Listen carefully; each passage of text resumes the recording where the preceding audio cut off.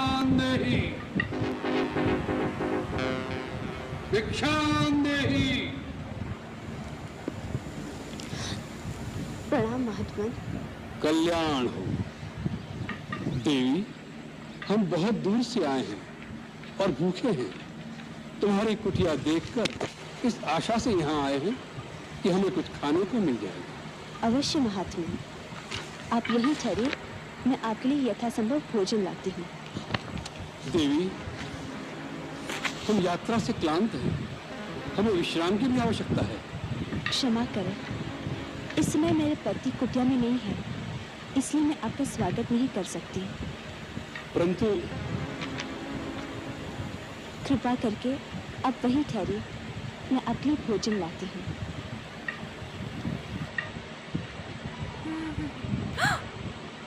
Guess what, guys? I have 47.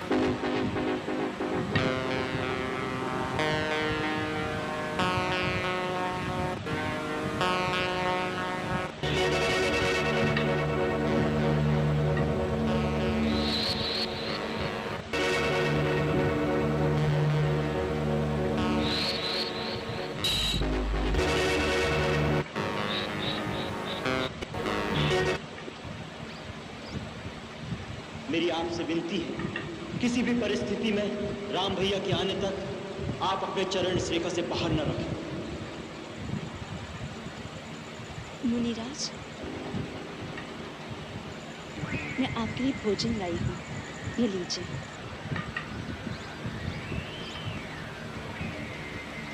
ठीक है, जो कुछ देना है यही है। भगवान, मैं इस सीमा से बाहर नहीं आ सकती, आप ही को कष्ट करना होगा। देवी, तुमको यार ये कन्या नहीं लगती?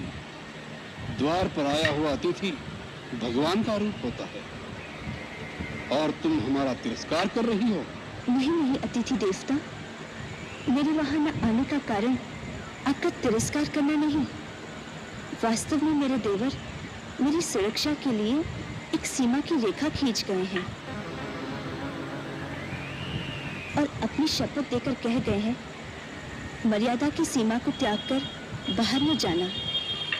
इसलिए मैं बाहर नहीं आ सकती। कृपा करके अपनी बात का बुरा न माने। बस, बहुत हो चुका। तुम बार बार हमारा तिरस्कार कर रही हो।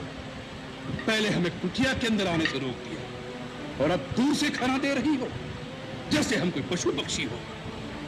ऐसा व्यवहार नीच जाति के लोगों से किया जाता है। कोई संत महात्मा द्वार पर आ जाए तो बड़े आदर से स्वयं उसके पास जाकर उसके चरण छूकर भिक्षा दी जाती है। ठीक है, हम तुम्हारे द्वार से भूखे ही चले जाएंगे, लेकिन इस अपमान के बदले हम तुम्हें श्राप देंगे। नहीं मुनिराज, मुझ पर दया कीजिए। मुझे अपनी पुत्री के समान समझकर मेरी समस्या और विवशता को समझने की चेष्टा कीजिए। हम सब समझते हैं, सब कुछ जानते हैं। हम त्रिकालदर्शी हैं। मूर्ख स्त्री, हम सब देख रहे हैं। तुम्हारा पति इस समय एक स्वर्ण मृग का शिकार करने वन में भागा भागा फिर रहा है। वह स्वर्ण मृग, वही स्वर्ण मृग अपने तीखे सिंगों द्वारा तुम्हारे पति को। नहीं, अब मुझे श्राप मत दीजिए।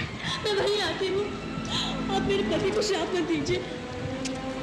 मेरे श्राप मत दीजिए। मुझ पर दया कीजिए। मुझसे भूल हो गई है। मैंने उनकी शक्ति को नहीं पहचाना था। मुझे क्षमा कर दीजिए। जाओ कन्या, हमने तुम्हें क्षमा कर दिया। हम तुम जैसी सुंदर नारी के अश्रु नहीं देख सकते।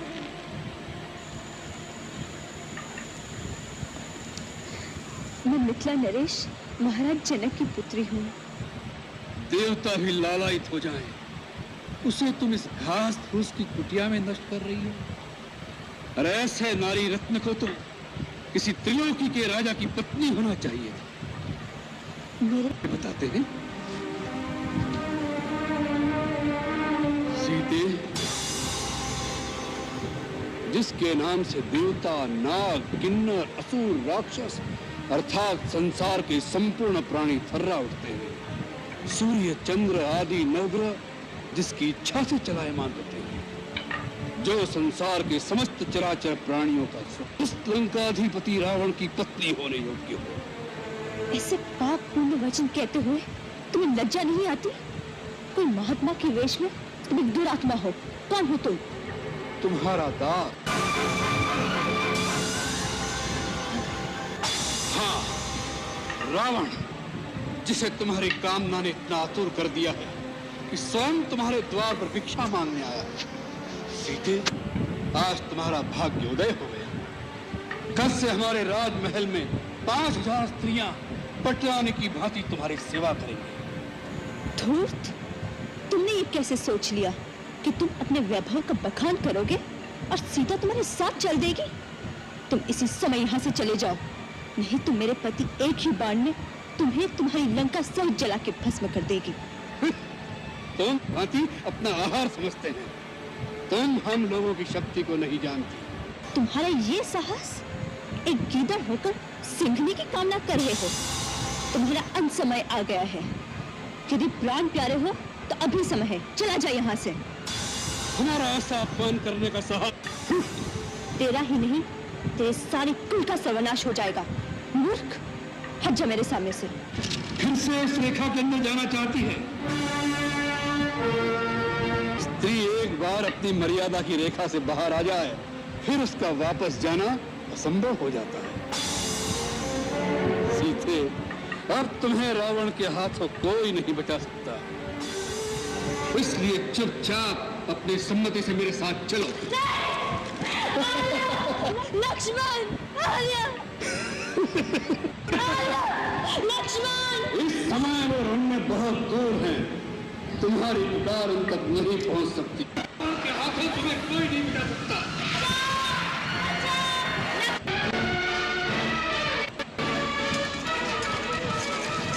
जब मैंने इनकार किया तो उन्होंने ऐसे मर्म वचन कहे कि मुझे बेवश होकर यहाँ आना पड़ा। ये अच्छा नहीं हुआ भाई, तुम्हारा कहना सत्य था।